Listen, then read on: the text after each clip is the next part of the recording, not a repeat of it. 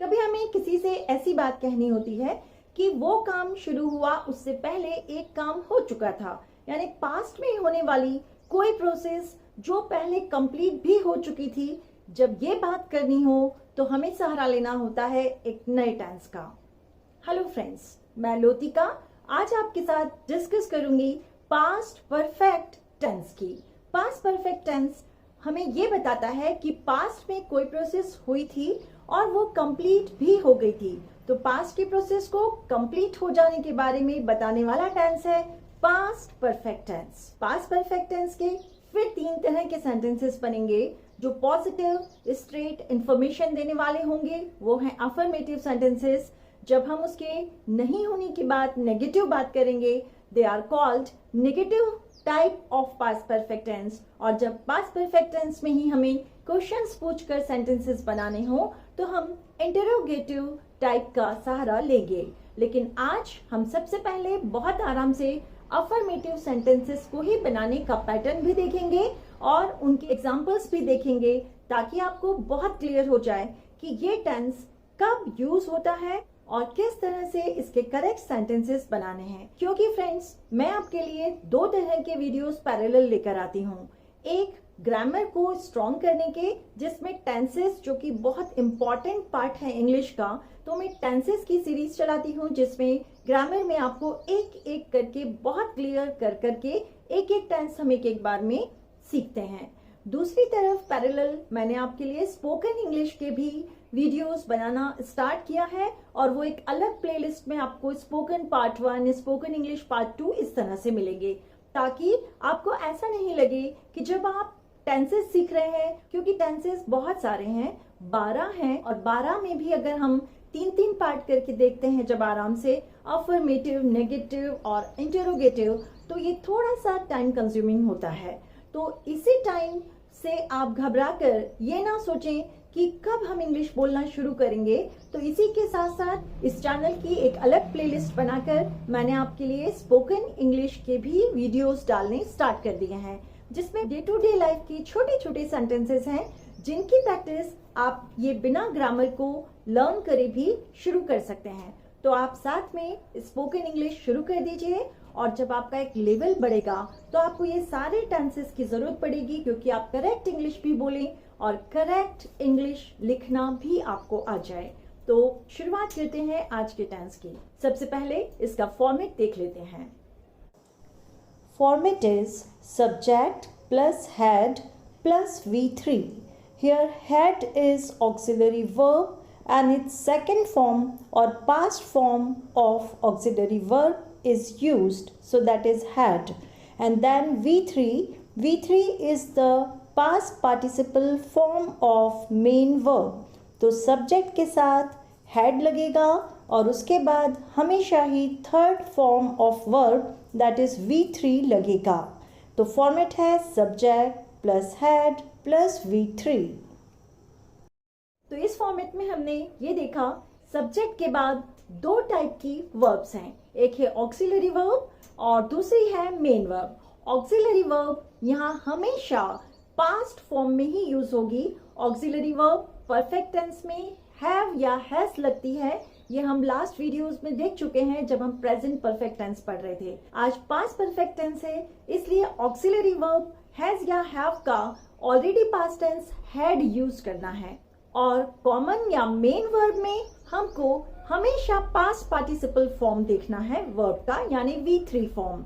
तो फॉर्मेट हो गया subject plus had plus V3, and then आपको जो भी सेंटेंस जितना बड़ा बनाना हो, आप उसको बाद में जब बहुत अच्छी इंग्लिश आ जाएगी तो बड़े बड़े सेंटेंसेस जब आप बनाएंगे तो आप प्रेडिकेट को बड़ा कर सकते हैं। तो फॉर्मेट हो गया subject plus had plus V3, that's it. अब देख लेते हैं प्रिकॉशंस। देखिए, प्रिकॉशंस के लिए आज के टेंस में बिल्कुल कंफ्यूज मत होइए, क्योंकि आज चाहे सब्जेक्ट जो भी हो, आई, यू, वी, सिंगुलर, प्लूरल, लेकिन सभी के साथ सिर्फ आपको बिना सोचे समझे हैड यूज़ करना है।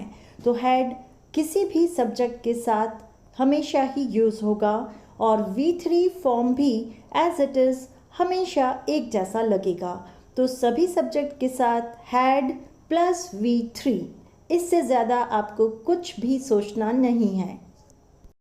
आज के टेंस में कोई प्रिकॉशन नहीं है, लेकिन नहीं होते हुए भी इतना सा ध्यान जरूर रखना है कि आज सब्जेक्ट चाहे सिंगुलर हो, प्लूरल हो, आई, यू, किसी का नाम जो भी हो, तो हर तरह के सब्जेक्ट के साथ आपको सिर्फ हैड ही यूज करना है।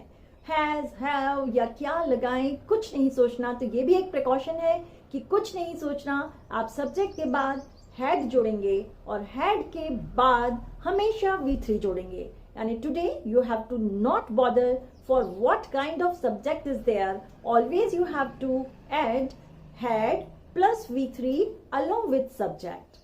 तो इस तरह आज का टेंस काफी आसान है। अब इस फॉर्मेट में कुछ सब्जेक्ट और वर्ब फिट करके हम थोड़े से एग्जाम्पल्स देख लेते हैं। आज के सेंटेंसेस कैसे बनेंगे, इसके एग्जाम्पल्स बहुत ध्यान से देखिए, क्योंकि हम जब कहने जा रहे हैं कि एक काम पास्ट में हो चुका था, तो ज़रूर किसी दूसरे काम के कंपैरिजन करते हुए ही हम कह रहे हैं। जैसे पहले सिंपल देखते हैं, मूवी शुरू हो चुकी थी, मूवी हैड स्टार्टेड। मूवी शुरू हो चुकी थी, मूवी हैड स्टार्टेड। अब दूसरे सेंटेंस के कंपैरिजन में कैसे इसको जोड़कर बोला जाएगा, ये अभी आपको दूसरे सेंटेंस से बहुत क्लियर हो जाएगा। दूसरा सेंटेंस है, जब हम मल्टीप्लेक्स पहुँचे तो मूवी शुरू हो चुकी थी। देखिए, मूवी शुरू हो चुकी थी कब? जब हम मल्टीप्लेक्स में मूवी देखने पहुँचे थे। तो when we reached multiplex, movie had started. When we reached multiplex, movie had started. मैं खाना खा चुकी थी, I had taken lunch. मैं खाना खा चुकी थी किसी भी संदर्भ में बोला जा सकता है, जब तुम आए थे तब या जब कॉल आया था तब। तो मैं खाना खा चुकी थी, I had taken lunch. Sunita उसके गांव पहुंच चुकी थी, Sunita had reached her village. Sunita उसके गांव पहुंच चुकी थी, Sunita had reached her village. विद्यार्थी उनका टेस्ट पूरा कर चुके थे, Students had completed their test. वो चाहे बेल बज गई हो तब कर चुके थे या कॉपीज ले ली गई हो तब कर चुके थे, पर कैसे भी आप जोड़कर आगे का बना सकते हैं sentence. But students had completed their test. तुमने अपनी सहमति दे दी थी, you had given your consent. सहमति को इंग्लिश में कॉन्सेंट कहते हैं, you had given your consent. Next है, पास्ट परफेक्ट टेंस का पार्ट सिर्फ इतना है कि शी हैड गॉन, वो जा चुकी थी, लेकिन फिर हमें दो सिचुएशंस को जोड़कर बताना है कि जब मैं पहुंचा तो वो जा चुकी थी। तो when I reached she had gone, when I reached she had gone. मैं आपसे हमेशा कहती हूँ कि ये एग्जाम्पल्स काफ़ी नहीं है, क्योंकि जो टारगेट आपका है इंग्लिश बोलना शुरू भी करना है, इंग्लिश अच्छी भी बोलना है और राइटिंग में भी मास्टर होना है आपको। इसलिए आप बहुत प्रैक्टिस करिए। प्रैक्टिस की सीमा नहीं होती, आप जितनी प्रैक्टिस करेंगे उतना ही आप खुद को इम्प्रूव पाएंगे। तो दोस्तों, आज का टेंस अफर्मेटिव सेंटेंसेस हम देख चुके हैं। अब हम next time past perfect tense का नेगेटिव फॉर्म देखेंगे। इसी के बीच बीच में आप स्पोकन इंग्लिश के लेसन्स भी जरूर याद करते जाइए और उनकी प्रैक्टिस करिए। और ये कोई भी तरह का वीडियो आपसे स्किप ना हो, इसलिए आप इस चैनल को सब्सक्राइब करने के साथ साथ जो बेल आइकन को जैसे ही क्लिक करेंगे वहां आपको 3 तरह की बेल्स दिखेंगी। सबसे टॉप में सबसे डार्क कलर की बेल को आप प्रेस करिए, तभी आप एंटाइटल होंगे कोई भी इस चैनल पे आने वाले नए वीडियो को पाने के।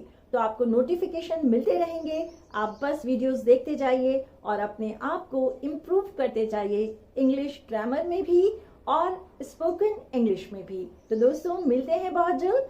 और आपकी इंग्लिश में कोई पर्टिकुलर डिमांड हो तो आप कमेंट करके मुझे ज़रूर बताएं। मैं कोशिश करूंगी आपकी ही क्वेरी को सॉल्व करते हुए कोई वीडियो बनाने का। तो मिलते हैं जल्द ही, तब तक take care, stay safe and keep on practising. Bye.